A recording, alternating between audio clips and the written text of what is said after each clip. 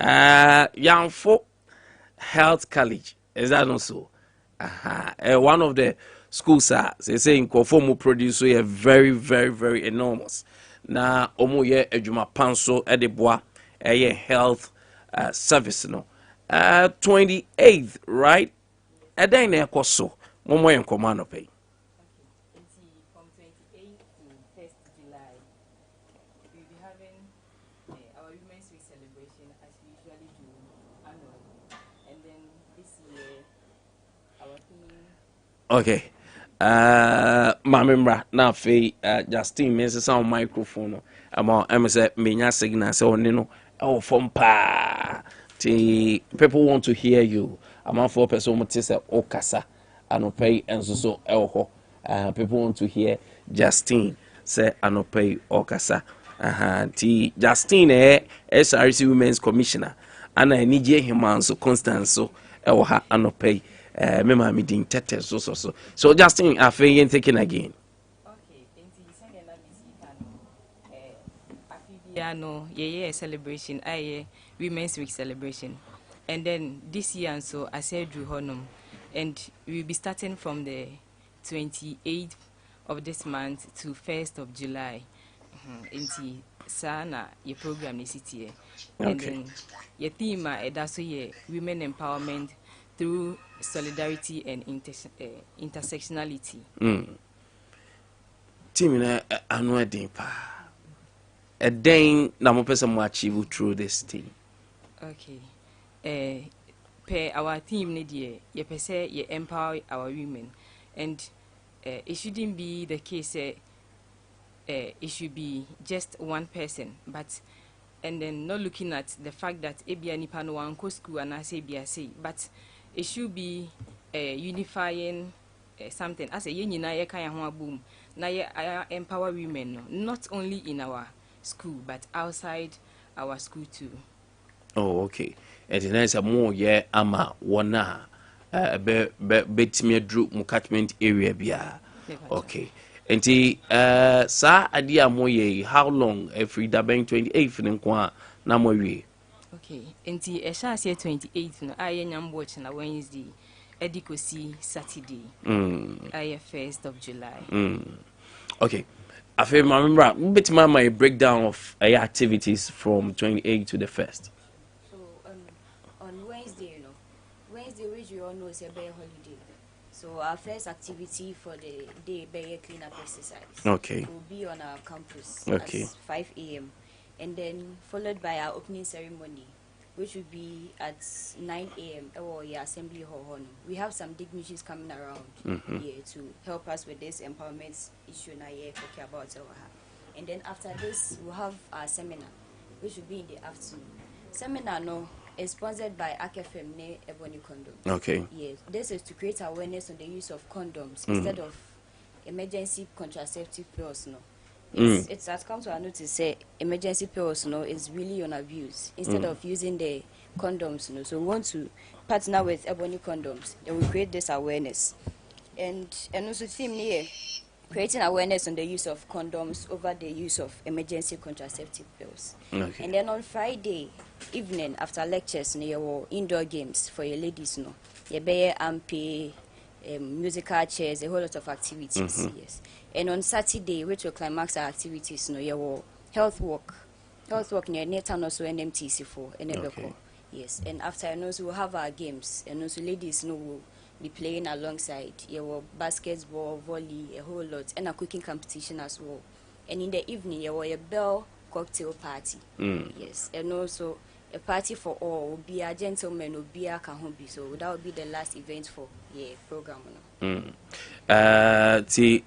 Constance, Drew party so news can your bell, So as Women's Commissioner, when it comes to the agenda for the day, say we should encourage more women to use contraceptive aside condoms, aside abusing contraceptive. Back in generation, I know you've been on field kakra. What is the reaction like? At the end of the who say people want to use contraceptive than other ones. Okay, and say you call your field now.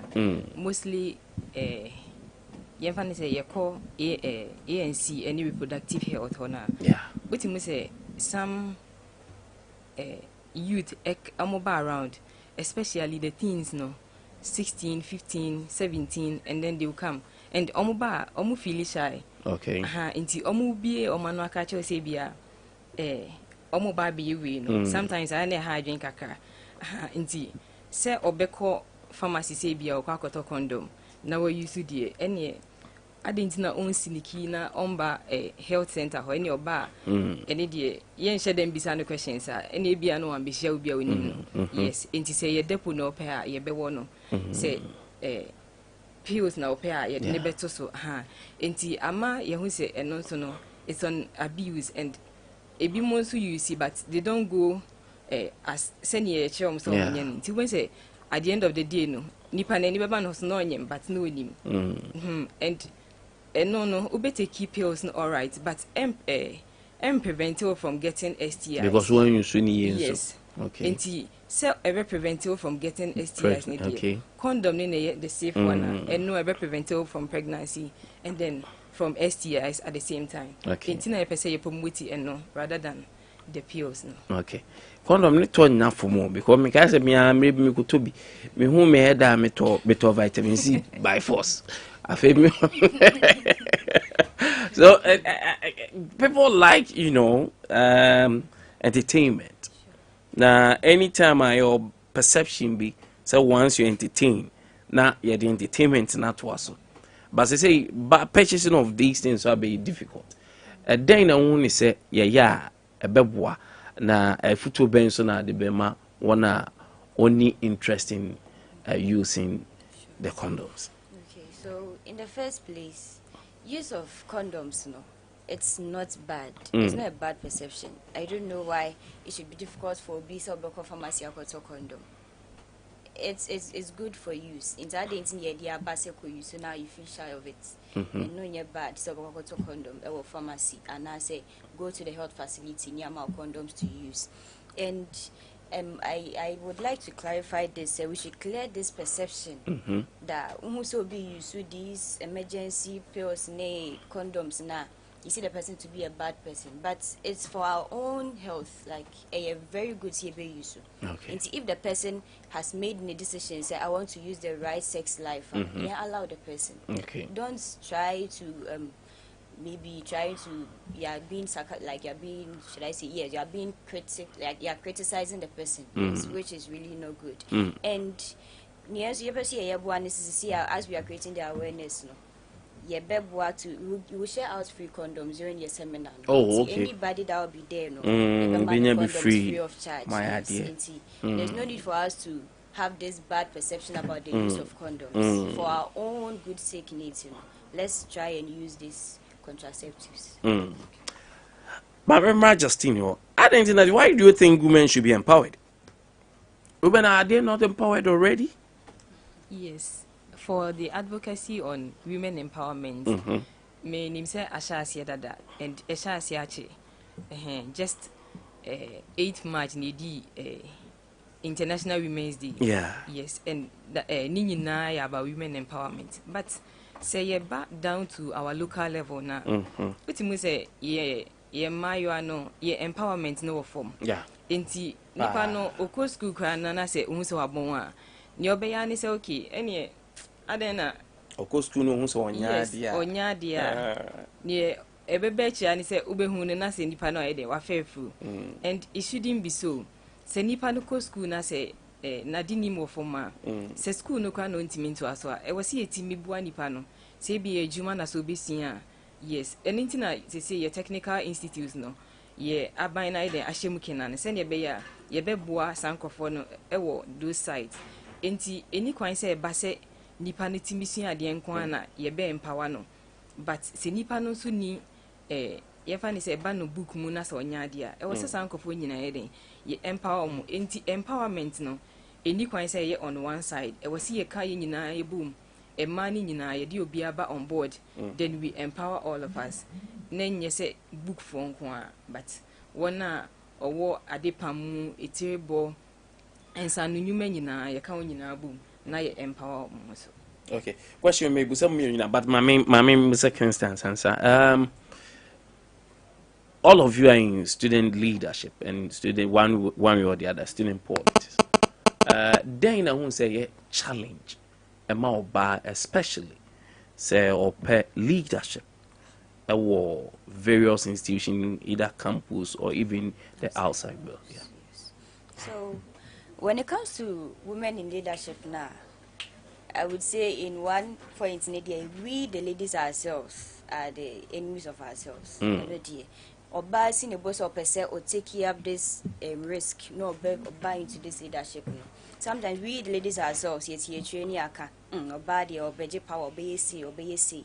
But we haven't given them the opportunity to what? Tell us, say, Bia, I have the strength to do this, to lead, I can do this. But our own self, because standing for president in school, grandpa, because we feel so be to know a so and all that. But let's give ladies this chance to fit into these leadership sections. And let's stop the critics and know that yes, I was here to me man, yeah, let's empower each other. Students leadership or outside students leadership, grandpa now. So let's support each other and then support our women in leadership. Okay, very well. My memory Justine. So Justine. Okay. Inti yeba no Emma ewo leadership mua. Se say no your perception ni say oba de onyatumi a oye ahomaso. Inti ade inti na nipa no memma ne kwan ma ni mbedi me so. That is perception na yewo and it's not helping. Miko school level 100, Miko College of Health level 100. Omuye swearing in handing over. Oba ofri kentampo eba no. Na oye onane omo president, SRC president. No yoba. And mihu ye no. Empower me. And if you honey me imagine oh, then it means something is in us as women. And I was here to me baby. I shall say ye ma ye to me a ye betimi aye bibi and eni kwan se etina homa enkofo e criticize ye se bia oyo ba na ye ma ni to me na obe ahoma so nti ye nko nti as part of our women empowerment program se say no on campus no ye de ato ho se e man no obi anko for any position position bia ye running through the SRC no obi anko for bi president kra no ye nyoma gu akwan mu se ye de oba beba for president so far ye school no eba mu no oba ND president da. Oh, okay. Mema nkwa na ND president and se say ni pese esesa ni mem kakra. Se afi na se de oba akokra na se wentimi ndia. Yenim se ento ato asomra no. Omo behu se omra no mo ba no. Na che se omabo om ho and bibi wo mu nti ompese omo yeden. Omo de ba abonten. Enti as time goes on behu se ne no mesi ko no mbeden. Ombeto amaye. Meka ye ne mani bi was like ukom president dear omonto mayo enti na mka che nipa se there bi enye so omonto ma policies be na dey ba out say na osi presenting ho abonten de kire omo enno na nipa ne begina so aka se oh nipa we mi hu ni se metoma na obeden obetimi aye adwuma no enti sesi an de se ne no mesi ko ne de e wose ye project ye man no outside whether political whether in school baby e wose ye dey the project ye omo se ne be ya omo so betimi aba be show nia ewo mumu ye kwa aban mu a ye ma ni bi omo ye MPs ministers and then ye hu se omo ye adwuma nti ni kwan se ya ye wo down nyoma bi si ye kwan se omo free ho no ma ya ne ba be sha nan enti sa mbia na wo se ye toto ye nyoma yie na ye project ye se ye timi ye bibi wo ha se ya eno na kire se ye koye nim ye be den ye betimi aye adwuma no very well. As I'm Makona, maybe some team BM program no date venue activities. Na afi Obia mama final message to the public and our fellow colleagues on our campus. Okay, so as part of our program no, Women's Week Celebration 2023.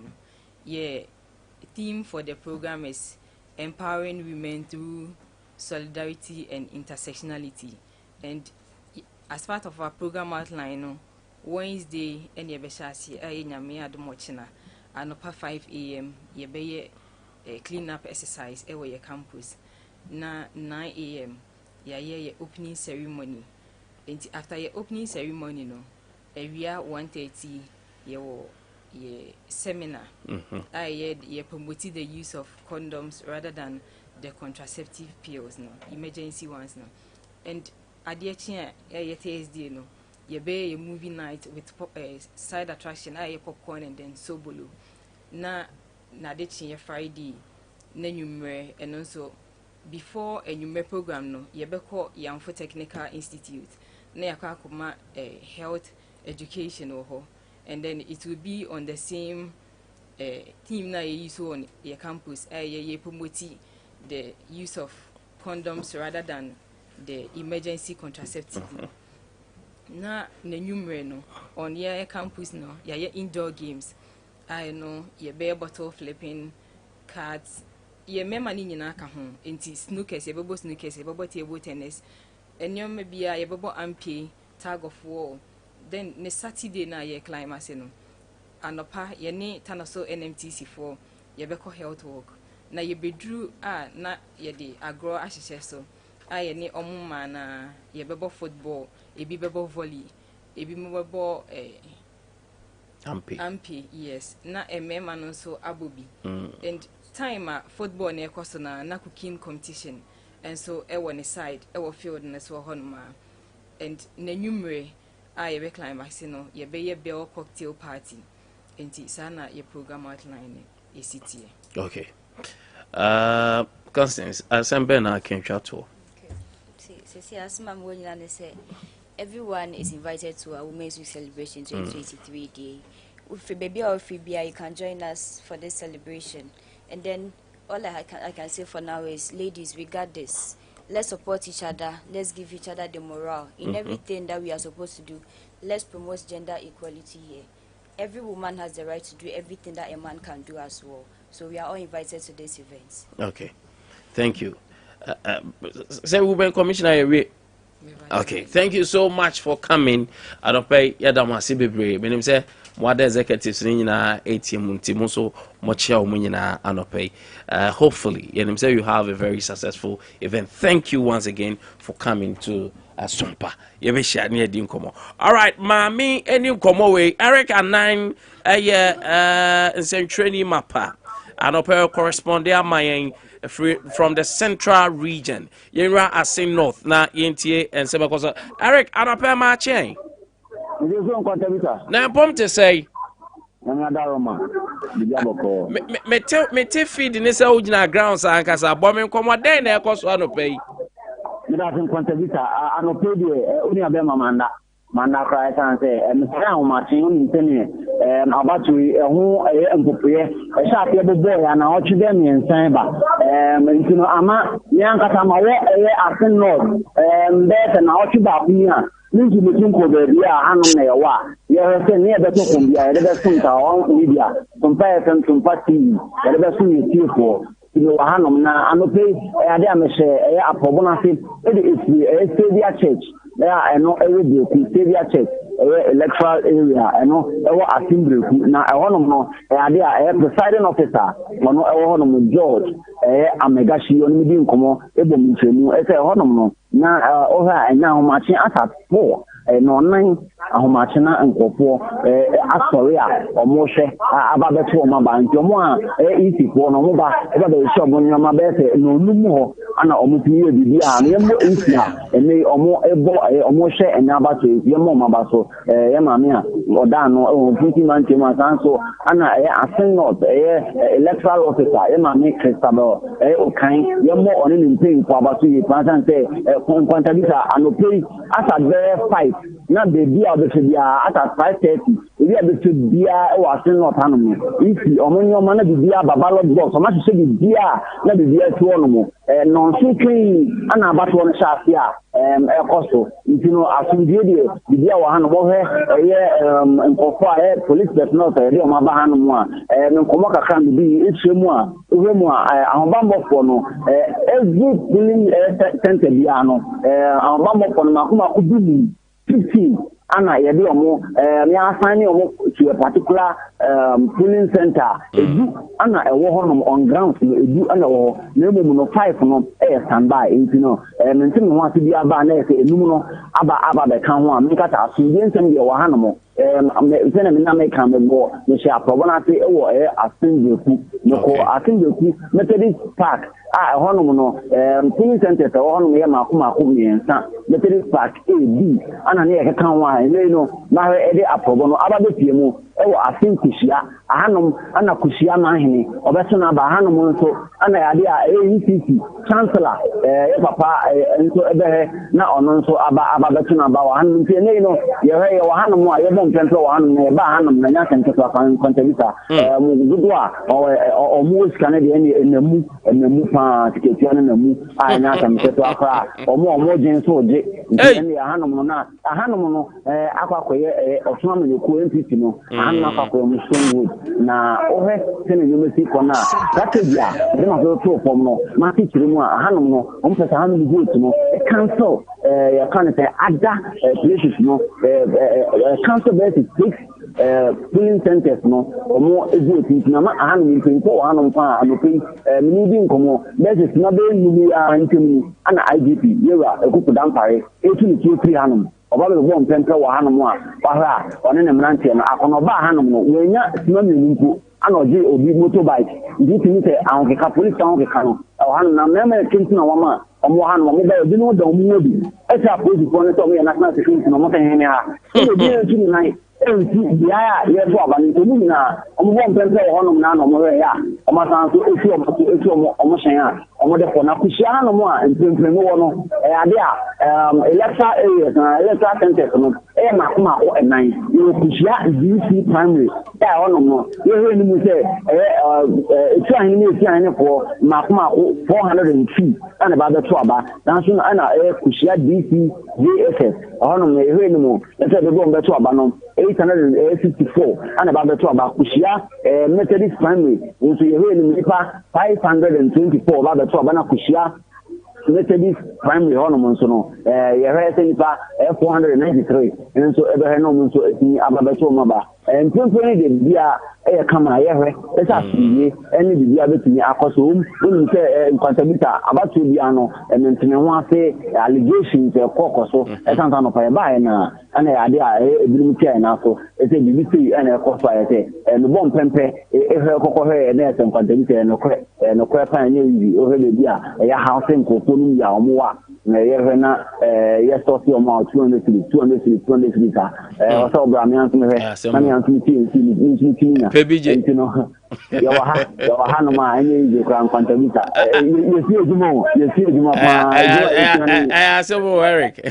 ejuma yesi ane nyakra ba bi musa se Eric voter turnout na say any panachas ye fifie ba Mira Nkwantabisa ade asen not by election ne no voter turnout ne dey expect be massive esan so hwe ahano no on say dodo na ayekuafo na ekua no wono mudi emo wono modo eburu wono modo banchi ntim dodo na wono modo nya emu ano ahano na emu gu apa na ebinada akoye eda omo nhyeda enye edwuma dodo omo kofom no ko ebinada no omo kofom ntino nsi nhihye ne omo nyansem no na o se nde omo de hyebna nti nene de especially padodo na entina enya wa se ahomache besa no nan nya ma me no mpinfo ne ye nananom omo nyina aba e ba be ton tanten ya no omo hwese omo beso aba na nipa ye hwe omo ni dodo a ye hwe omo ni mu eso mba beso aba ene asen of by election no 41,168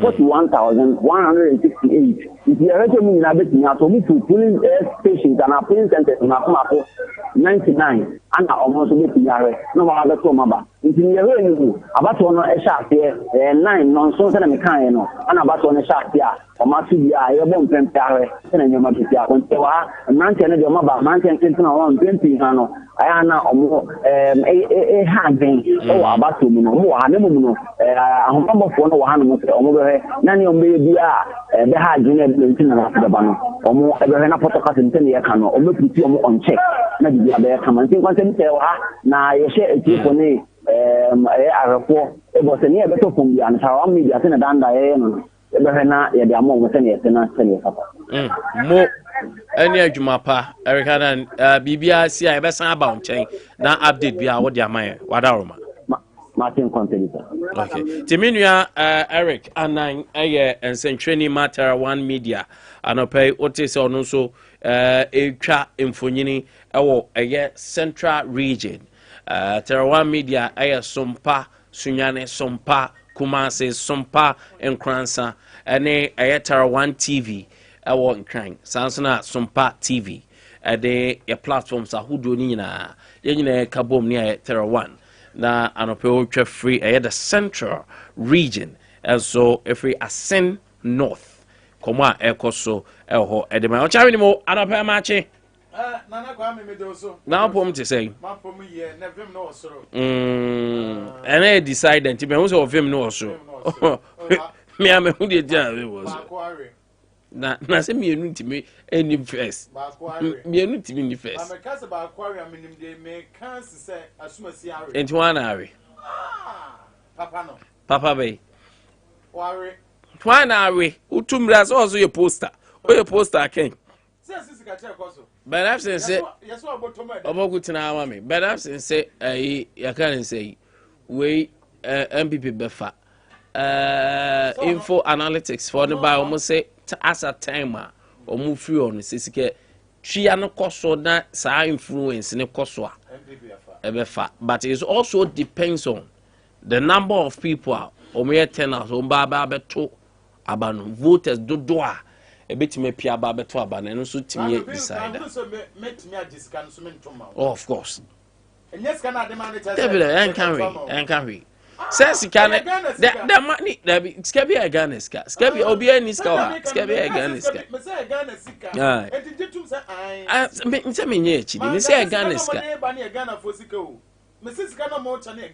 ana me we ekose e ganeska Ebia na so mebre nso fa so bia me nso mo de ebre me hana no na ebo medru ha okay me kra me ntoma we hwe nipa mi ansa no mfonyini no no wo de hwe de nanim obetuma bo asen no na nipa nim na adi bu ate ntoma mo kotro ba no we ma we se de wo Sunyani ha no wotaba aye nyaku show no so pa so hwe nanim a PNC mbo nanim se no kwa me oh na ku bedi madanse me oh yes but video Adea yeah so the yinko na ba me hu ye hu ye akwa unya hu sa branche no minim no pa but we dey say na no ene na market da ne Dabi yo woni video ha ne nya akwa ye ntum fa to mfonyini nye medase ano pese mechia o me pa cho na on tanche sia na mdi opokurem ana me yudi ni film why timane how no monti anko mba peka che so monti onka na akoma yemio na Nkwantabisa ene honhuma ba omu ye be sanshin efie boko de nyame adom na Nkwantabisa abato no bia ni nkunu obi anso nwe abato obi abedi nkunu obi bere na se be na gai ho be dadai de wo mu ni se akwa abato obi de ni de oye na dwuma yi exactory what you yes madam tino catch what you may say ma on predict say we na be really we na be so a poster you bet back oh a poster as a poster you should be emphatic oh a poster the oka that is here the oye na dwuma yi wo form the message to delegate and I say electorate no wo madwene mu the to wo makoma so the omo wo sympathy mano the wo madwene mu no obetima bo odi wo manimu a in the next year ye de be ko general election no wo mu fi say papa we die maami we die ono ne yepe no ono na enne aburu so a no nkro no ndubre mu no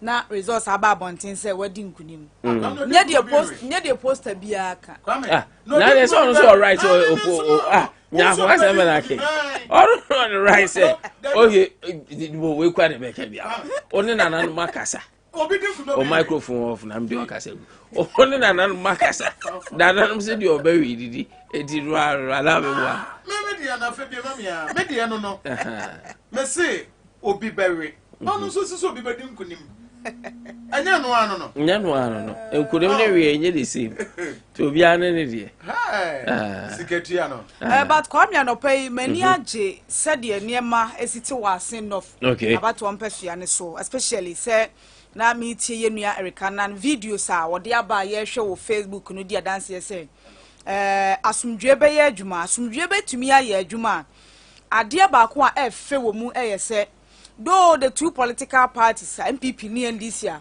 omo ye instrumental e was by election yi mu no obia nim say say we pre enya asomdwie but send ye nura Dr. Dampare aseda say hia wo mo no wasan ne omo akasa no wagye obia concern say mo ha on sign say ko ba ne say bibi masomdwie ma de na mo mususu ye mu no e masomdwie ntumi mba na obia ka ne de yesusu sese no e ade ba ko a e the first step in getting asomdwie was by election yi mu in fact say me disagree with the IGP e was say oma police for kwan e ma bibia si with the local level of multi-million central phone kasa and give information to the public, you know.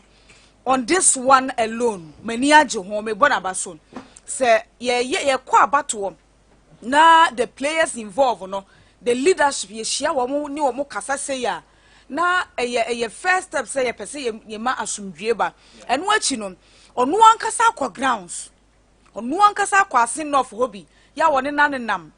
Some of the polling stations, no, at least obebo hato no okobo hato eno kura alone no a send signal bi pa nti me gidi say enura na me feel on ease honestly about this by election ebeko so ne but after the meeting IGP's meeting with the leadership of the political parties, especially MPP NDC electoral commission LPG no on easiness ne ba form na me nya gidi bi say na de niema besesa kwa me bia so tiawa no wo hwe enrachi kumawudie na fia no pa na kosi se abato ne kwawe na turn out ne wo form ba we hwe no pa tututu yo ni park you e wo police station ba hwe this is huge than kumawudie seriously pa e na wo se sunsun ye ba ko ewo mu ne se kumawudie no nyamemfa ne kransie na owura ba so na afiri mu but when the no ye sonko because otiase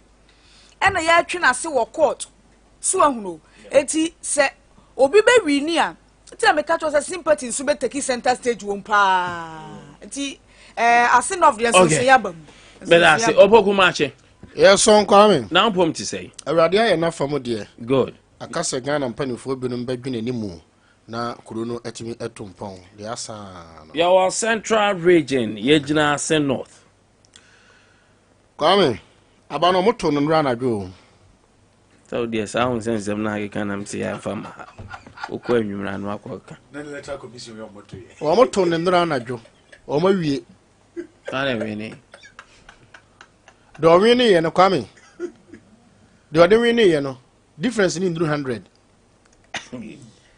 prophet right it there when I say go for better at the show so I say your men call me say kwame abano moto no nra na dwo school bu na aba ya ka chere wa na ko for school bu nyina aba program so kwame that is on the a year walk bet already America o Ghana ka was na be bi de na music to na but kwame ya say hu ni say na ma me ha me ya ade bia esi enra no esi na no ansa na ebisinde that is the spiritual and you no fugu for na say na me kire o say abana wo moto ne ne no wo mato awie okay Misubuka minimum damen ma kire say na de to aba ipa do say na to okay atwere gusu say men kan kan o de hwe number say wo moto no 41,000 wo mo kwakoto no wo mo enduru 30,000 kwame it is by election say ho na mini ho So na wo moto na ho na ena de obewin no kwame difference na be ye mo nwanwa o de nemu no ne fa no o mo say difference eye kiti bi kitwe bi Matias kwame physical side no kwame nra o mo de sika to aba ne wie kwame sika sema bam anope kura so mda suti oh yes kwame aba no mato awie akasa electoral commission be now so with that small margin na nipa betwa ya na so wie so betini kum no be amra to yes obi a obi emunito why kwame 2020 yet here ya bra for ya two members of parliament wo mo na so wie ya me krom ba akoka ho kim no we minato Sompa kum no we minato mungongo busa otorimum ba ku adware na so wie ya kum nano kwame nano wankasa na do video ne send me nano NDC photo o mo primaries ya wo mo yi wo mo mpisi hwe lawyer ba ko hwe match pass de no obo patch no mesro me mo bi edi I see the only lawyer in America me say hwe contestants ne ba ko no ye lawyer me say tama no obo 1 2 kwame sonya minuta nko sonya yera nko be yera se mo se person come can say we are the pie from dem wura wa nko pie kwame se sa de election na wo dwene ho sa no and kwame fear delegates yeah sure fear voters we got the voters here fear voters na kwame me say me de me nkasa dodo because ba bia duru kasa se de nara aba no wo mato awie kwame na ebeye party bi nwanwa na ebeye lesson so de ama party bi enne 5:30 to 6 and to tell the party something say mo hwem hu yie Munye very careful na Ghana for hemo. Kwame. Obi. Edu ba bia sika to abawo. But kwame me kan bin chiro say in election day utterances dressing behavior to Mr. voters agene. Nti enne se see obi gina la mu no. Obi wear the obeka, obi dressing, any obi cheeky bi obetuno. It means to send panadwene in the line of voting. Ojina bato na mo, na bi it means sa. Na kwame ne nuro be ye adwuma rough. Akomfo be ye adwuma. Juju. E be ye adwuma rough. Ghana bibia obibia election kwame bibia wom. No de ye adwuma. Enuro wom, juju wom sika bibia wom kwame. Na kwame me media me kan say must we wait till say by election bekoso? Kwame, the government machinery, opposition and the incumbency, wamu nyina was enough. Wamu nyina spiritually, wamu me say Kwame, and the MPP and NDC, wamu physical and spiritual machinery nyina was enough. I'm telling you, nani abeko niema bekoso hono. Enye easy. Now Kwame, remember the supreme being I trade yam po nyankopon we no Saudi ne ho agora now challenge na Kwame obese sound shebre within a twinkling of an eye. Of course. Enti ameka cho say ne surprise bi bebom in MPP or NDC a ebeye mo nwanwa 2020 2016 abano na now they close to 1 million 1 point something and a tea Kwame na yen krofo watamo de 1 million bin si da Kwame na bato ya yato no amoto ne ndra na dwo no spiritually ba ko amene a ba ko be collapse no Kwame ebe surprise Martin must about so now I'm not surprised Sylvia ba say oko Ghana dwom pa and your man say wo pa o mu trading on leaves are a bamboo and fortification they say no pa no mutono e dwom pa chilemtwi ahaban a ye de boy ho ban better na fortification na be den kakra ye de bira ye ho bira ye eno ano ye topa o dwom so what I say si Ghana dwom ni nyina okwa commodity aye topa manfo di hu dwapa ye nti more or less no ko so bon o perform bon tofa na che say ukọ amanse ukọ Ghana dwaso a since apart from aduane no niema mo topa ye bambo ho niema o mo toche aduane no yes bambo ho niema no kura ye enhaban niema nti wo mo de ye den o mo de bom ho ban that's all mo fan rewra mu mame anya ko ase not wa wi Kwame Marie, the woman I say, you benya a peaceful, a free and fair election na Adea Besano. And from now 2019, a kobo war Ayawa so westward, some family being kobo hon. Nemo and from last month, a boy war Kumauna be by Boho Hose. I boko, I asked Basabasabi and see the Okotuna Batension be a none so, the what to a real codified the Yamu Shino, easy officials, no. Obian konko mistake in quarter 27-0 swati asie na fe yisi officials no yenyan to abanin kan wie ya onkonko kan kire party agent bi asesan ha ansana eno bi ne yehwehwe se ne ebesi wo asin of boko ye wia the police betumi a chest out akase abato we de aye boko isi betumi anya kukuduru akase abato we de emu aye din eno ane yehwehwe nya kwen sama kan se ne niam mienu ada so we betiem yeshi na waje so sen rado anase eja bodo ide bi na sa o si we ni animu a ye ka ide bi na beti an gbegbe anase kokorodo me ba chawo anwumre yi mu a mu bedi enkunimo no se o sene 1 2 3 ni wona se o sene yese a ebe den so beka se kapre obeka kafre me ba chawo dikanko Jenny Guest House so kwa so hwe Oak Dental Clinic no mun sini mawo ansa na nebebo de da abudidi mesre wa eni nti kwa wo se wo se no 1 2 3 ni ho 1 2 3 ni ho nti yensi mawo na nwumere wo bebo dede na wo kwana se wo problem e wo sene mu so a wo mo de mahins behwa amawo wo bi so wo ade se no osere kire wo se ya aseta ahire no eniema bebre hihye me sa de ne ye metan sei no so mo da so ran pa no mo hwa hwehwe mu o na ne sono niema hihye me sa san krofo so ne wo mu didi a pa mo peka bi ma kwa mo nim ka bi ma ena ne de ma no aka bi ama wo on kan won se ni se kan ondo no ba bi anan no kohye no ni nyina nam na ni anam no ho mesra wada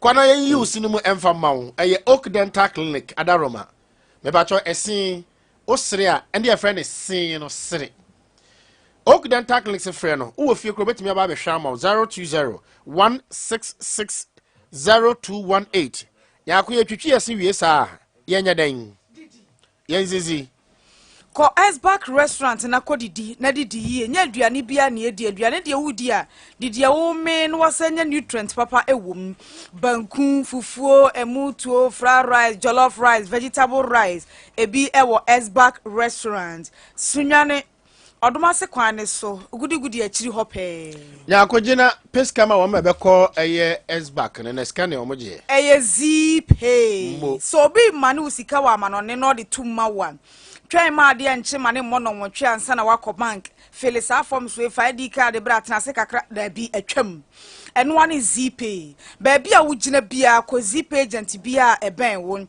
na ko usika Ghana network no emfa ho ne de wo so emu bia utumi use zipay mia star 270 hash wo mobile ne so na di hihye ne so ebre di kan ya oba register zipay no jimidi ya chawo 10 Ghana cedis airtime na odi adi ujuma zipay akwanya no eyetia wakora me pacho there are so many ways to kill a cat kwa me pacho wo unji we na onye mame se in case ebi a zipay na mfa hwewe no mame na fei se zipay no ena officer emfa ma wo pacho eyewa another way eno no tenase na ayi bet way udi ya pe kunkrom na no me kodo ma hin pacho wo kwa me nkrofo bi akotwa wo ma disika bi kwa me ni so wo ma suspend wo mo payment no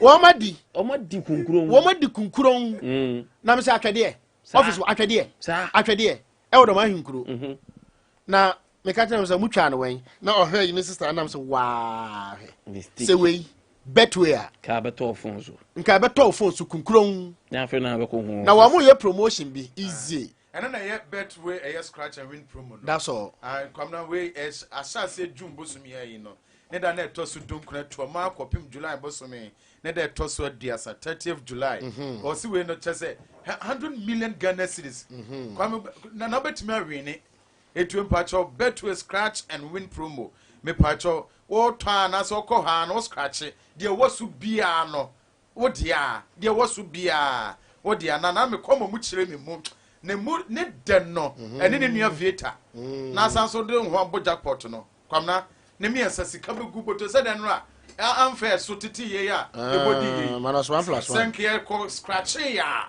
ke winiska to betway scratch and win promo no e koso me ba cho se monya scan wi pa cho to Royal Foam a 10% discount.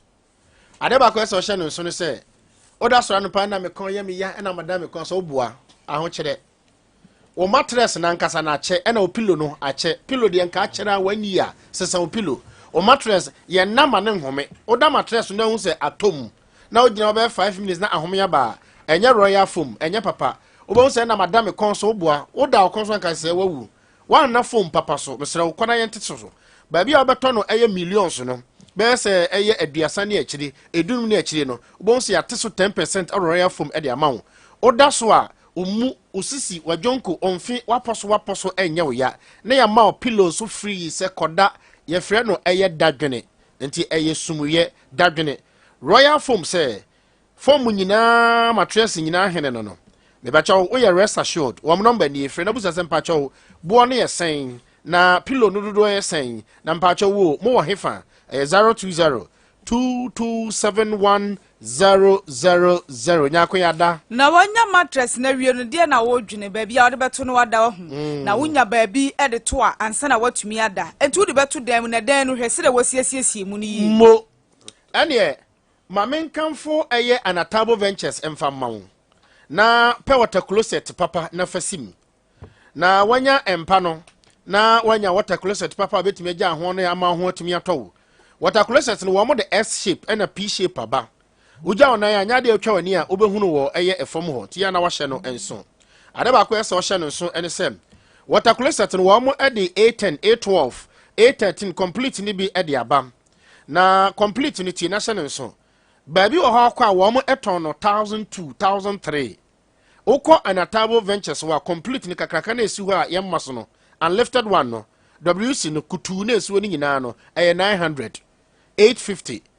yadi free China mamu efra Jintawo sanitary Anatabo na kofa ban ena tetedibe na omo so enchemu a na so na so no wachi na sai ya na wapagya ne tina don sa hye eyini no wachim no ena atwam ye mia na pampamu no eno no ukita 350 tetetikan 3.5 400 a ena ya digital one ubenya bi chere sa wakwa for free China mamu direct from the manufacturing company into oye promotion watetisi hu na open hand washing basin a eno so enketwa no ne buefo papa 200 Ghana cedis ubenya hand washing 350 ubenya hand washing oye promotion sa abosome baako enti ko na onfa factory price or the amount factory price enye wholesale price eye factory price and or the emma wono sunyan owo ukọ baako ne aba PWD Waterworks gina babia wo station ewo no mfutukwan bi na omoye omunya nwie no mamenchi akimpiski oni oba pa for ba test joint abrosana wo mo amini ewase no abrosan fufo na se ho stores akase bi no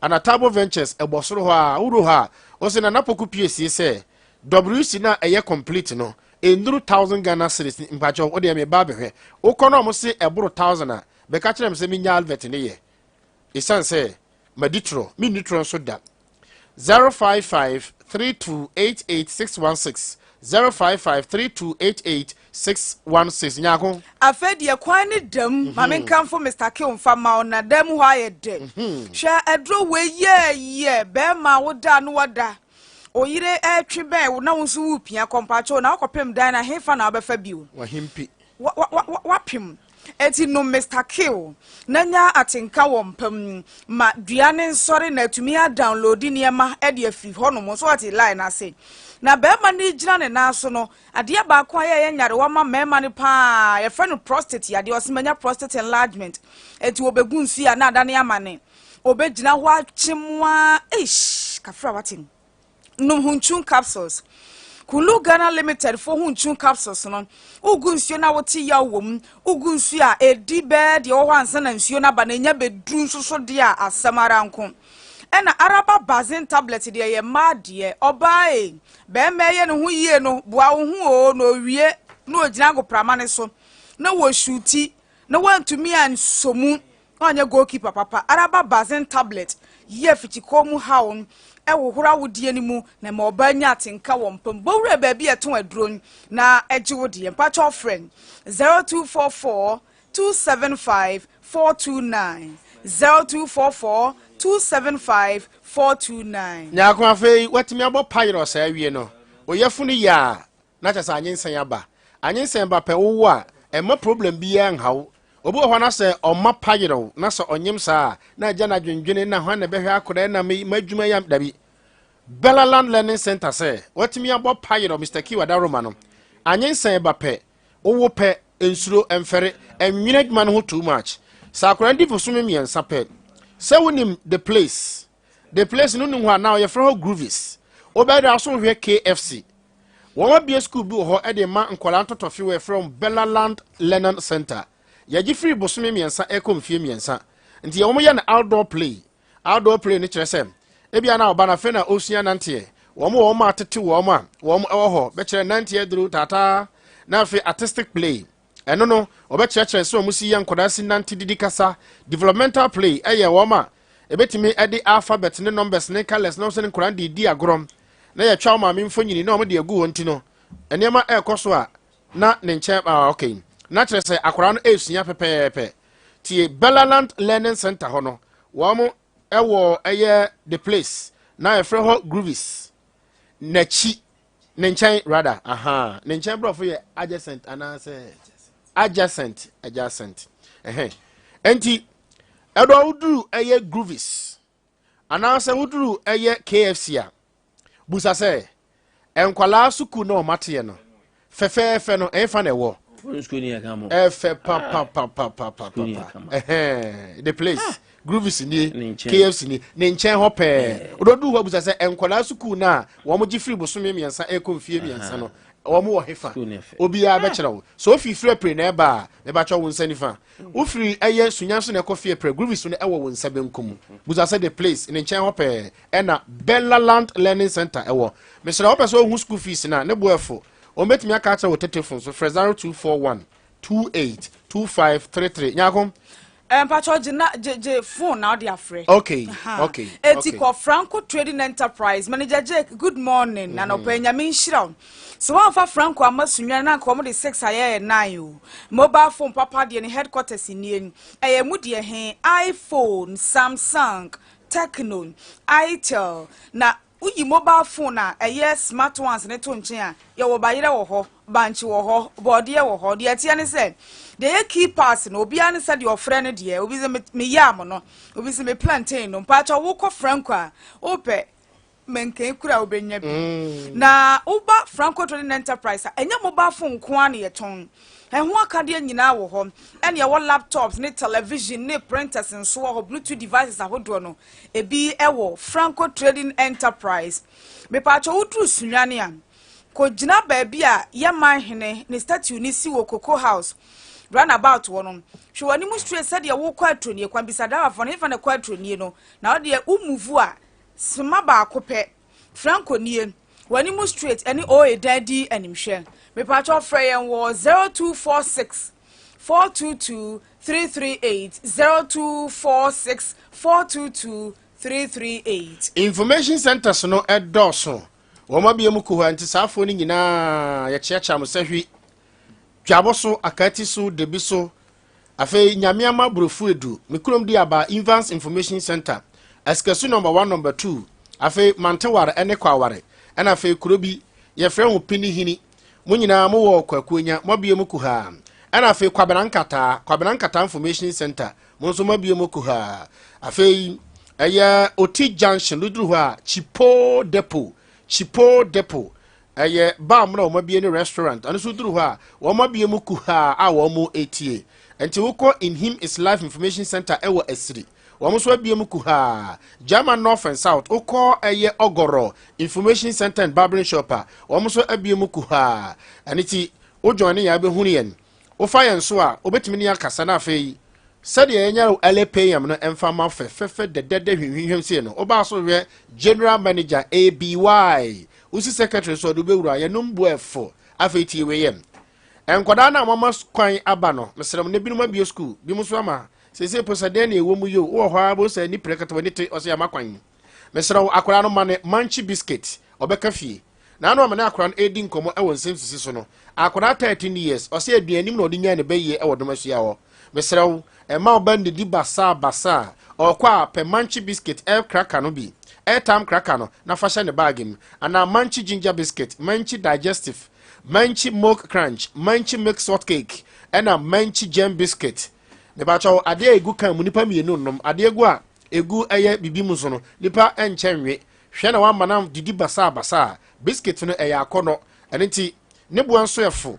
asichire enim de te se de gugu amansa adwa so ade wie na wanum frimfrim chena na kofa yade e de awampa chawo CBL West Africa for na yeyem wo mo hwehwe distributors kire se ba bia de ba beku odo sopu na waton na wafamfa so na dom sikatene na ema wo mo terms and conditions applied Mr. Frezaro 244 856141 now ni manchi into happiness any enkomanya akoyari biscuit ne yari biscuit na wienu na sese obi wo ho a ompe sugar so it want to mean ribi ne sese wo ye ne sen obekọ garden herbal and organic shop mpacha ura shop ho a nyabotre ma wo mo ka wasem kire wo mo de wo mo ne sen doctor diagnose me o sen ma minni asichire ma minni anwa ma minni milk Eban sa wuti wiase ye den ye enjoy no ntimi enjoy bi but there is an alternative oba gatinan ye wo bibia de mu agu aduane ni mu a ebe replace nkyene ne mokona wuni ya ma aduane wontene de no obati aduane ne de ensunsanso obia ne akire fi se eye purely organic ye chane se efri nuamu imagine se ye de bofre aba tuntuntum no ya hata amana ye dry na ya yen te se pala de ama wugu aduane mu ya te se moko pepepepepepe eti wo beti aduane ne de na sunsunso boni bia eni akire gatin fo ahwe ho no ye wo oil ye wo butter ahodo ye wo pala ahodo ye wo tea ahodo wo se ma yo bolo tui metra taxi front kra na se driver ni change GS ya na atwi mata so akua bomo ya akọ bragatin ni ye manage weight ni mfamon Sunyani area 4 ye ben top asori dinon ekwantia na ekọ Absa bank ho no pacho ye mon komo 0200 905 936 0200 905 936 nyaho ko die wo munie semekọ a mesan wo bi ho o san wo bi ho no wotwena ni behwe wala bia meka wo se ne ma miensa atade na show no ye ne fe onya obekọ akọpam bia na obekọ akọhwehwe ba bia woto no wato bi ne ma etoso mienu wo san no otwena ni behwe afna ni ho hwam papa no hwehwe bi sure last one say ho ye nyate girl nyate boy na ho ma ho nyate ukokuzuni enterprise an odi e wunye wuramu ato bo ase na hwe o opposite wo pepepe Kuzuni House of Original Designer Perfumes ho no de wuramu a tobo o se ya na awia ne bokese na mefamu a na ase me hanomo ase na me ayibisa o de nka se bon se ye wayibisa ne hwam ne nya me fe o de ka sa wote ase Kuzuni water terms na wonyi spray ni bi maun na wonyi deodorant ni bi maun na wonyi perfume ni bi maun wo dware wi afa bi ye omotuam fa bi gugu waso achi fa bi gugu nsa komu honom na owia wani mu tenten so no ge na one ne nyeme ye no na wakoho akoje convi baby diaper convi baby wipes na odi akoma no na no ma me kra afro no so wonte aponti wosere na ayedin mofra obi ani ne nchen nyahwe je convi adult diaper fama no na eno mfansiesie no ho sa product nyina no Kuzuni Enterprise na ye the sole importer and the sole distributor ewo ye mpatamu ha enti o my Ghana mu die ba bia obenya ye product ni bi aton ye wo Matt Roberts akwanya ewo ho awura ha obenya bi Prebet ho ura ha obenya bi Odujas ton bi Mama Fosti ton bi anti ya eton bi na obefre 0243 432 666 0243 432666 me ba cho se POP papa Ohima Enterprise wo Sunyani Ohima Enterprise Ohima Junction so e wo Fiepre otra wo mo okra round about na okọ Fiepre aka kuma bi no du Jokuna filling station no gas de no oduru ha won sani fa pe so na de wo ho otra abosantentre to so miensa no e ho nyina ya Ohima Junction e na Ohima Enterprise wo POP fiber cooking oil no no mo de POP no your seminar ewum binding wires wom and afei fiber so ewum long and short Mr. Ota wo mo dodo mo de ba be jaw ba bibia wo na ya tew so free delivery e wo Sunyani mpatamu Mr. from 055 460 8345 and 020 3721906 Uye pe Mr. Franchensi Papa Bordan so. A Joycam Roofing Company. On the mouth 15-year solid warranty against fading, Empa, Empro, and so Enna in Union Tem. Mr. Original Hospital. Tachiman and Crank Kumasini Bolga, Sunyani de Omo Area 4, Golf Police Station via Retete Polina STU, Wamo Tachiman Brigade, Liberty Asona Free 055 100 9000. Mekasane 055 100 900. Ideal can say how can you film? Obo hono yini handout or yini niema guha receipt and results guha as a handout no. Mr. of when you write it once and for all. General arts, business, home economics, visual arts, and for general science. Open special classes as well. 1 year the weekends, and for 1 year evening classes and so. And in Pacho, Konaye Muku hostel and boarding facilities at home 024 61 33 473 024 61 33 473. Ideal College or say how can you feel? Kwame Nkwantabisa. French ni beka sese fening. Me da say na ya kwa masheni. Now, I'm watching. There has been a press release. Abris Dairy and Sasha okay. I'm watching a holiday. Na Idi Ada. Na ya the celebrity. Yenu Muslimi fono. Da krono. Na ya the ezionti achinamum. A month for baby June say 29th.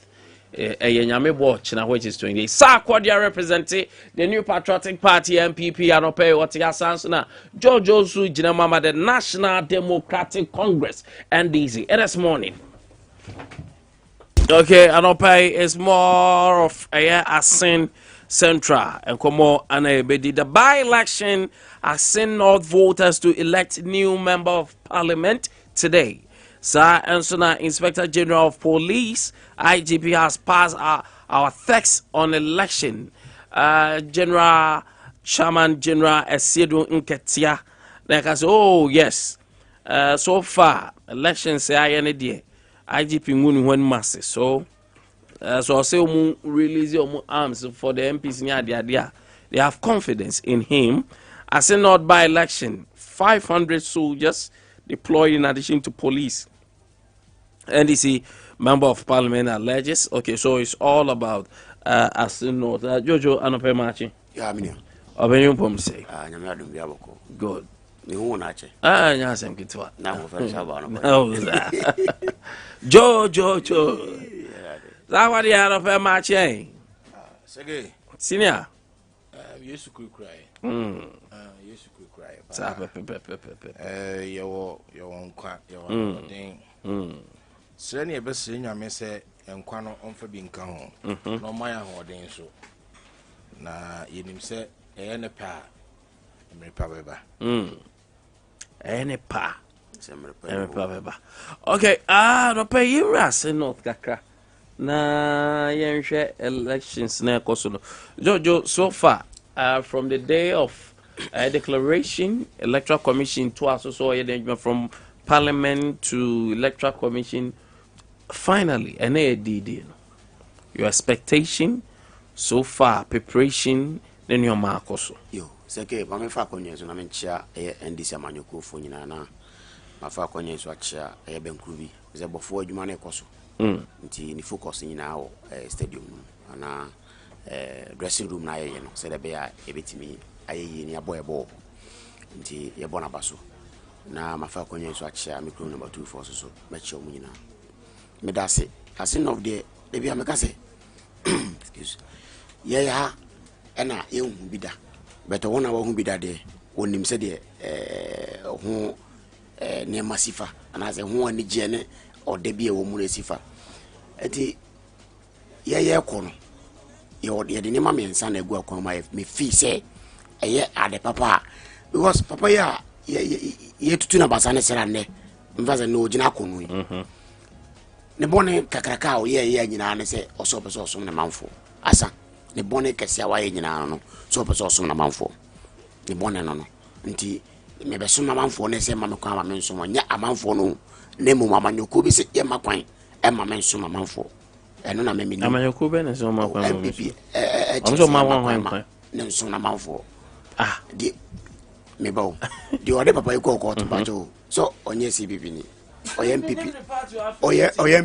MPP ni anytime me case MPP no MPP ni ene de papa yi kojina sa court first time na o case onye okita dua anase na okita dua citizen ya dade no papa yi o de no ko MPP ni nti me case MPP for na de no twena boso a medical na abato no ye ne de meminim ne se ye be wie abato yi ena kodu na nwumre no num no nsia de na nkunimde ye de a de nti ameka se nkunimde ye de a ne se wona otikro ase de otini ja ho no woni nim se de sisi fa ye ne yete ja ho ana se de asenfo no wona ti wonja ho ona omunim se de sisi ho fa nka ebe nwa se obi a onte ho obi a oni ho wakotena buchi be over by 30 years na woba nanka oba be dinkonim se onye bibia na se ni impartation no onya bibia nkoso bro no so na mantemo emma omunya na so mfa so de bia menyini se kombeto aba ma no ombegina bi so to aba ma no na chese ni dwumadi a wadi oni kokora no aso mani na basa betena ho mfi mienu mfi mensa ewomi na se dwumadi na ye de hye ne nsa na se kakra no ye se ye de do hye ne nsa no ana de kakra bi hye ne nsa na otimi account for no ye de kase ma no enti sa mfie mienu mfie ba ko ne fa na obedi o parliament no de o ye kire o mo no eno ho katua na mbetua no eno ho katua ena na mbetua no because me gidi say MPP for no NDC for bro no so for no e ya asemfo no me fie ba ko ene fa ene mfie mienu papa ne di o parliament no ana say onya akonya ekosom ye no kakra onya ye no dwuma di odidi o bro no so mo hu ye no ene ho katua ena mo de betua ne kase papa ba yi wa megu woni mase se mfie mienu na mfie ba kokora na wa gu woni mase wasomye sompa enti se de mudi ni tie no wasomye sompa enti sompa wasomye yesu betua akatua pa enti bigidi se enne enkobo no nsia nom no nsia de na nkunumde abama ewura jachi na me se hia na abetwe agwagosi abato de kire wadwene na me de pass ankonko yekumawu because you say oba central regional say nkrata na de suamu nsem eba pio manga na de woni PFS ana me boa ya ka de suamu nsem school nsem na de ade a menim say hona central regional sa ne mani na PFS because of that British oba ya hona mo settle first ni ntino me gidi say sa ne mani na hona certificate ani biene akinka na ho bebre e wo ho bebre ntino say ye de mu oloka mienu koto ni pa adwene de menyini se besi ho ye de 20 cedi ne ade koto ni pa bi adwene se me amete ya wo ya ete menyini se obi abaka se o ma ye mu bi 20 cedi akoto ba ma obi menim se ye ete obi ani wa obaje sa de no dan ho ma 20 cedi oh no me ka se bi esi pa me ye hu bi se kuma wo ye de mu oloka mienu ni adade yehu bi a video na dada ye de omo lo kamienu esese bi de madwene eni se wotena o manipa few people bi de mu lo kamienu se san wadwena na se wo ye nimdifo na wot sa kru na se bro no so na wanka sa no want mi anka wasama na onim de no so ate because se bi me ye kakra bi eni ye se ye nje sa de no na dodo na de mu lo kamienu adwene no abe konka ye adwene no so na ne antima nka ho hwea mini se ye nyamfa so de bi a esuku ayeko ezo enti me gidi se asenfo nimde omunimde se de bi kaka no enti mu lo kamienu ne anwa ayine de enti mi nto aba ho asen ho enye ne koto aba no da bi eye de obetimi aye ene de waye na nka nye nwa se ye commission astrotef ewo nsu pa na type park ne so enti ye bobo na se nsu to a ye be da bo sa bo no sa park astrotef no commission nsu ta na wa we bia na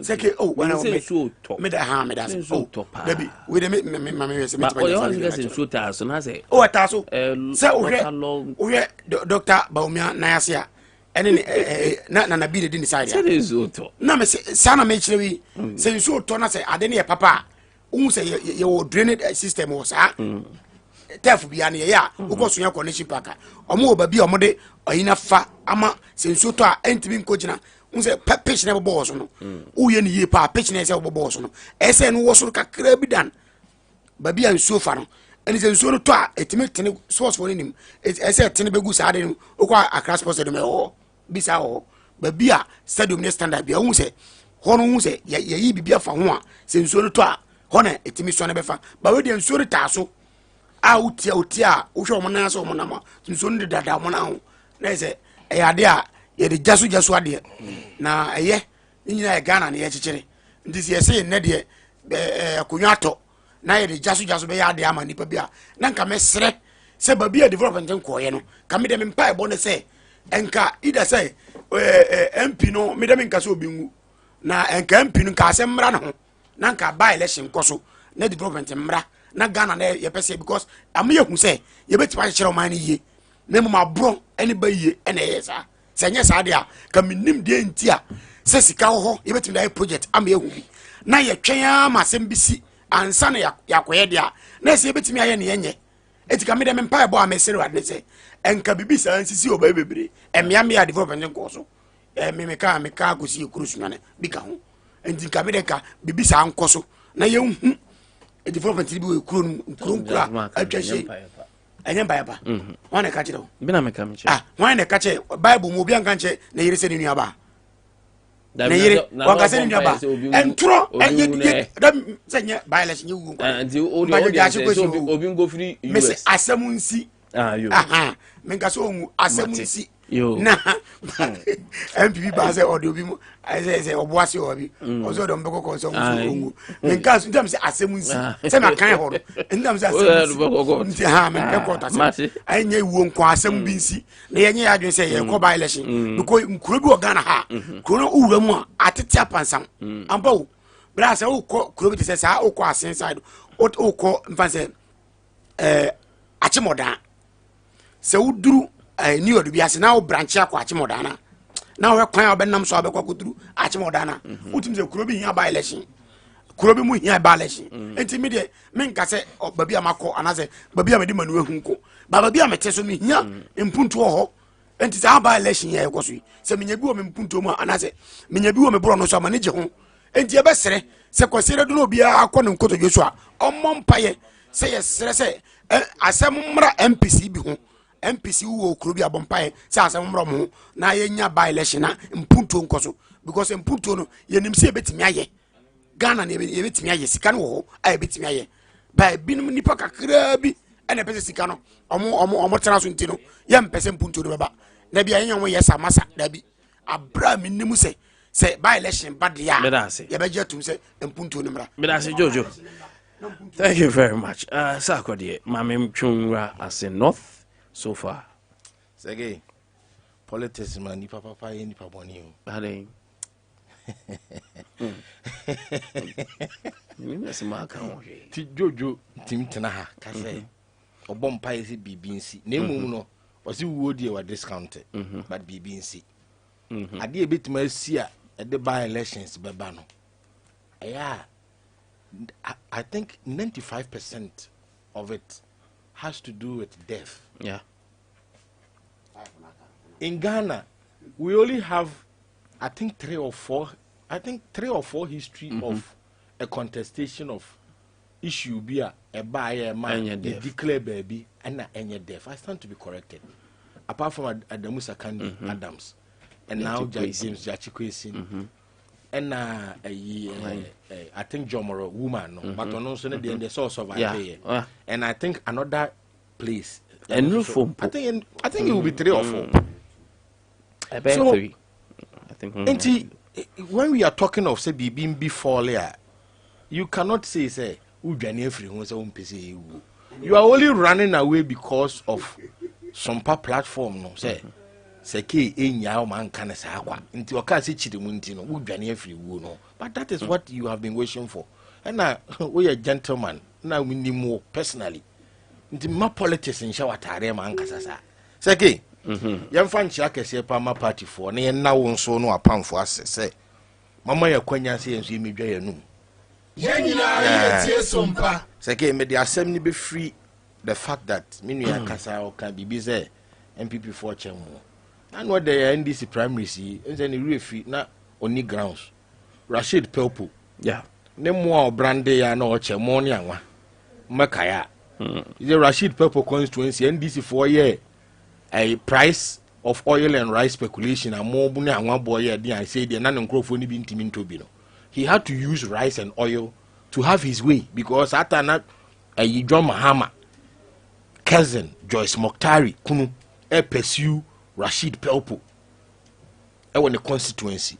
We saw a pan atete near friend Benz no sugar bread near branding home NDC for na my who say say ko primary sir oba be say timi gina car so ebie glass in roof no to sika gu wiem nya NDC for timo de mo de ne de mo refi na de mo asen ko asen na NDC for na eche motorbikes mapuka motorbikes ya branding NDC eche na original so me ba da we be ya chiro o me ka say me de be chiro sisi akra no 1 or 2 bi wa hesi ya tender one me sisi akra me no ka say kra no ma me mfa ya achievement in asen of ma sisi ya na hwe na wo de minim say wo ye learned minim say wo ye learned wo no say ke de wo be ko Google na wakwa verify na de wo ho bia no moto no so de no me kasa wi me de no so be ma so that you see say de make bia no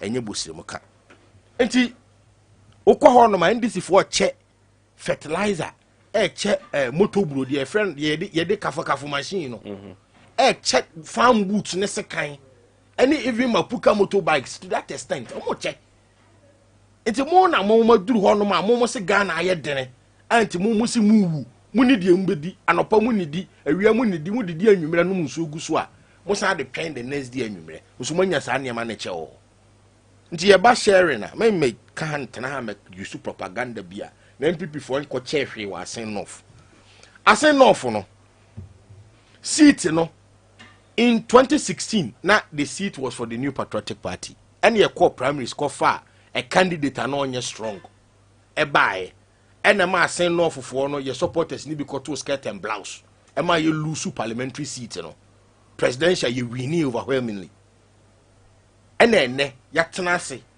who say we have to bring a formidable candidate ye kofa owura Charles ebaye now no the entire formidable ne say ukọ no man the track record no ye adwuma otakwa mines or ye adwuma otakwa mines as a private person no or otimi establish an NGO e de ne ma me din to so aboa communities bebre tutu boreholes aya doye tue fees aboa nipa e wo ho he is known to be a philanthropist and the record impeccable from Joy for the Nipako, Peace FM the Nipako, all radio stations and TV stations in Ghana have presence there. One day a same for Din Koma or Mokabichre. The last time I'm a ways or ANDC channel cry.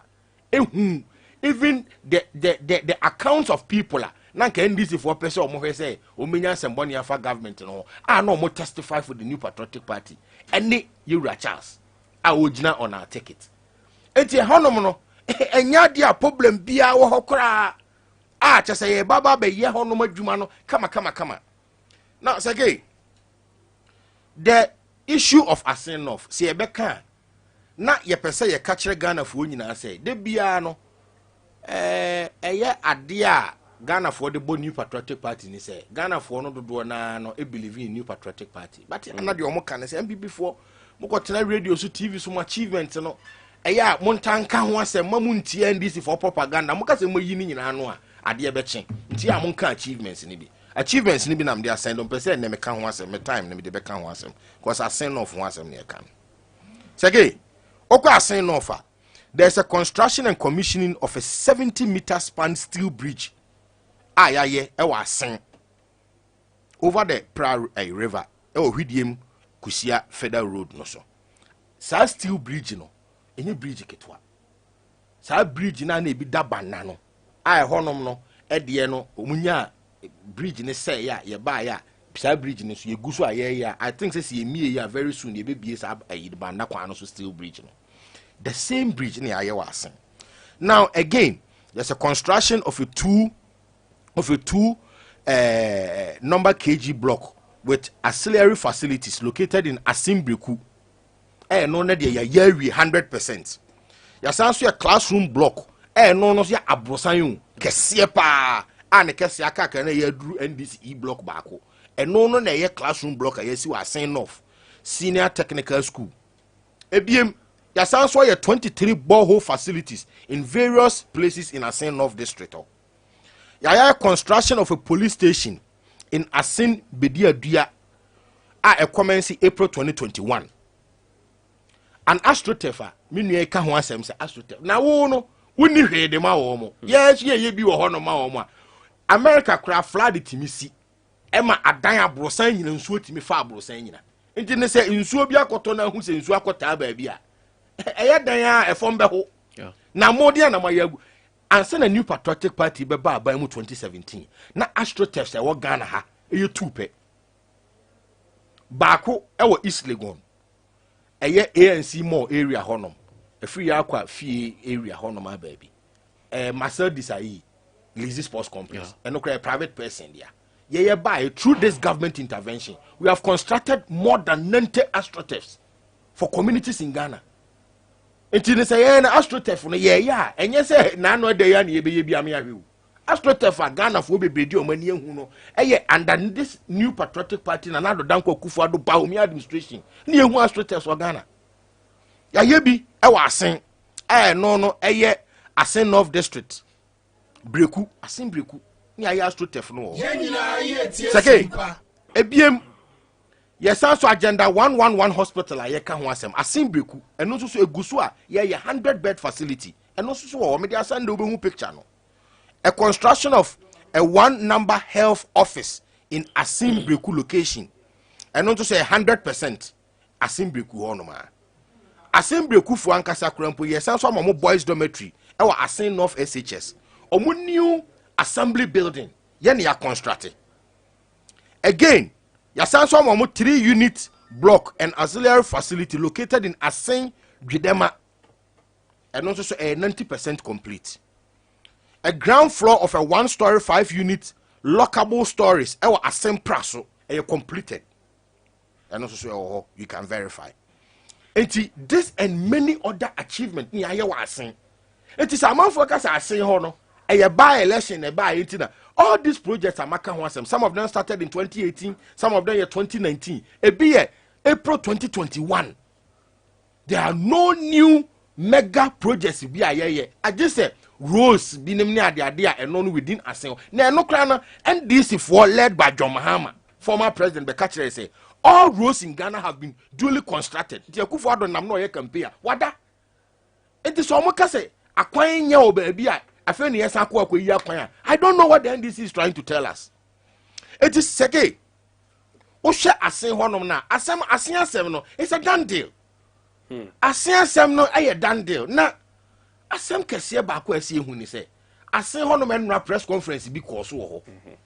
Emma Peace FM for reporter ba ko. So reporters say so obi de ne saka reporter ba ko kra na is asem asi. Hwe Russia and Ukraine war mpa o mo kwen. Al Jazeera any CNN for the reporters timi ko border no so yetimi tutuo for omo bati ni omo pampam. The nyan say journalists want a tag. So we gina war front to cry yenku journalists. Even during war. It is na beba NDC be press conference aye be attack journalists. Peace FM journalist a friend no Prince Odum. He was attacked yesterday. Published on Peace FM. Breach kesi abo media for. Then this has a track record of attacking journalists. Remember, said John Mahama etie kunyaso. Na ne presidential staffers. Etimi heckle journalists, ji omo cameras, e bofom bubum. Sak me that. Sake, enti asama ye kan wa Asen no. Again, menya sure say Asen no. What the NDC is trying to tell us. The NDC for Sunyani de Beland and say. Now you kokuma election. We say asat na NDC and quality results. Asat now NDC for official results of Ben as a come the buyer when you movie. Official results are buyer MPP there publish here own newspapers and easy for there NDC for demand for official. On the next year no busano. On the next year busano so quality omunya sen. Eti asen won so mutimi quality and the bomb pie say ombe quality na so ombe hu say e boot for chaluati. Yeah no Joe my memory finally now. Do you think that prediction say ban I think your share election na senior if favor more drew baby as a nyoma percentage in kakre bi but in favor more from posters and omomo ye mo analysis. Okay. Bini ameda say on say abato de o say obi a che na dwene But they can say senior we any be hu chale. And I say film over movie na see as hu boss. Hu Jack. Hanti we see ya send na na be see. Hwe be no sia no num na hu ba bia susan de bode hu befa. Ba me wogide o mu say wona woto aba no. Enye sansem we na de be me kan me say se waya ade a Bible says se waya de tena waya ade papa nko ni mu ntene. Se waya ade a papa se ko ni betene. Enti ye de ni mu ni say ye wene bibia nsi kwan se poster bi di we baaye se ode we baaye me se enebena ene de abato ne say make say nipa ato bebere kwa ya kenkan wi a ebehu de wodi nkonim unyuma ebedi wachi enye kasa ena nya bia se maye we ena me se unyuma bedi wachi de papa na ye a nipa nim se wo ye scholarship amanfo anya from ono ene ne ma ono anka se boza odi ne sika atutu no eno ena amanfo be so ato aba enye se bia wo obeka se obi se beneficent na kase na se bia kase dabi enya to base ye o mpem bibra sa wona wo ene o declare na se o kan se mi o maka bia ansi yes anete ba mpem bibra so esi yes anete that is what I'm saying enti den a ene na de pese yeti bia ya so beti enti minim se ene free sabria kosi nonum ne fa no nsia de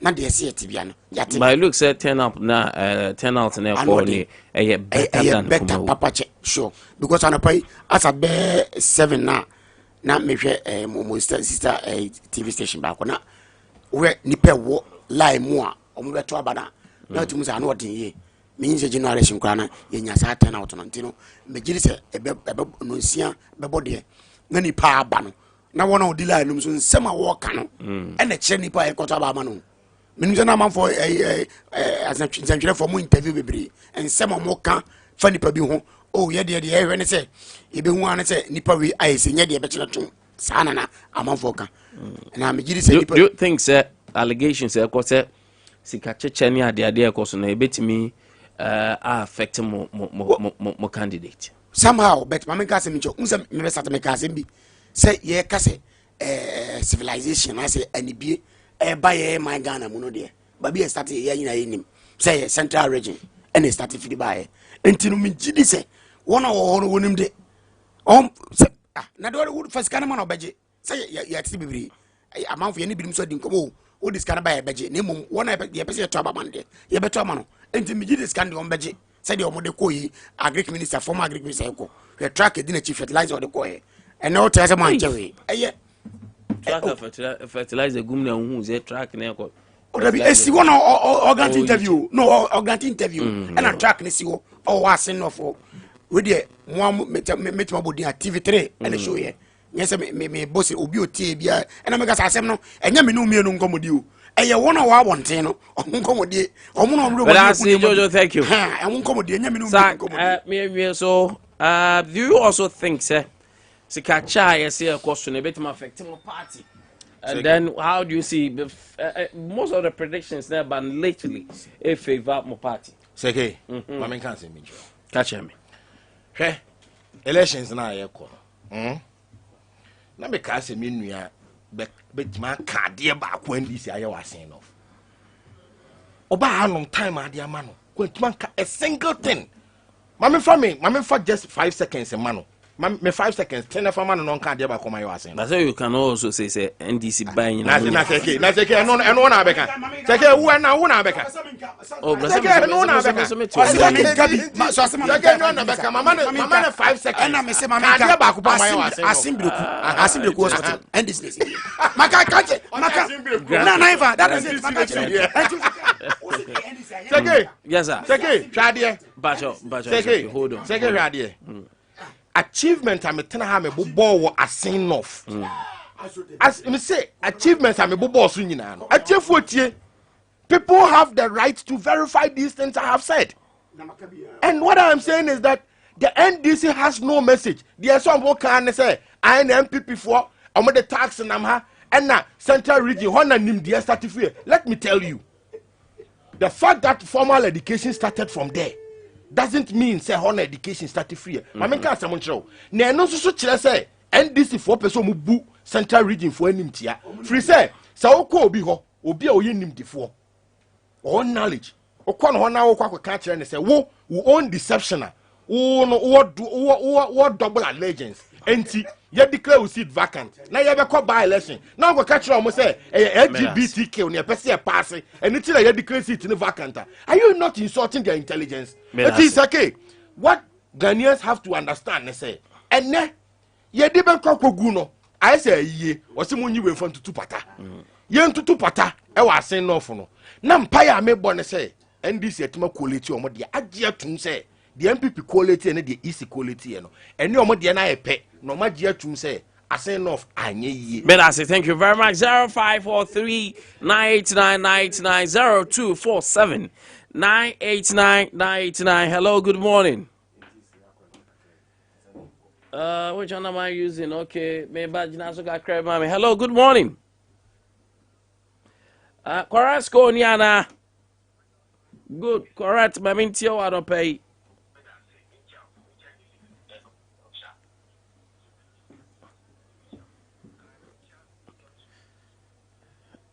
Correct, Jinaso. Online, no. Jinaso na mention nye 1 or 2B. Correct, Otemenka. Mammy Tio.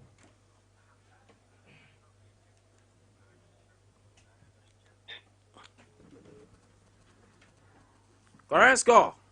Oh, correct, Cobra. Hello, good morning. Good morning, champion secret. Yes, sir. You move on to stand. Mobile phone, Sonya. Maminchi, Lebra Jojo, na Lemon Abaso, Naminchi NDC, and Roger Tamaya Poko Junior Michema for your communication officer, Tasakua. Tamachia, Nasa Command Master, Nenaka Baby would do so Saturday in Yankobonina Yin. Me say, I come side of Honorable Wuse. You have a put the cheap question. You must papa your first education home scholarship. Among for school fees old year. Among for Aquaba. Jojo can say the millennium identify. Then clip your mom over. So one more pay him by election and cost one pretty more. To put to a dimpunto, Unyabida. And then they say, you must say Roman, Pentecost, I saw that Kenyana. And so Abia or Tekonas as well as some pump. So I am put you know what you want. This is a by election, but not the put through. You put it over. And then open put to this a German of war. I took a bit to me, he was Subsabian come a bibinsi. You pay and not what are the free probable Sompa, yet to try and Kotari, Kwai, and no foot on the Kuyate, but German of force electricity about there 2024, Yan Koplaniba. Yan to a banner, Tiano, no, or Sono room. I say thank you. Hello, good morning. Hello, good morning. Miriam Bailey, they're pumped to say good. I don't pay my mint to you. Ben. You my name, my mint, I don't pay.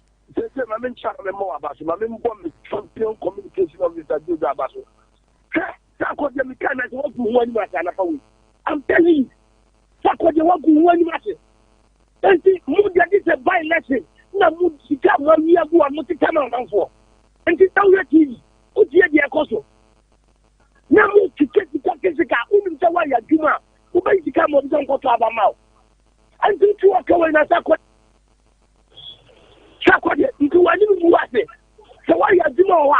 Uba ko plan sayen tu abamao. Who did I get your school?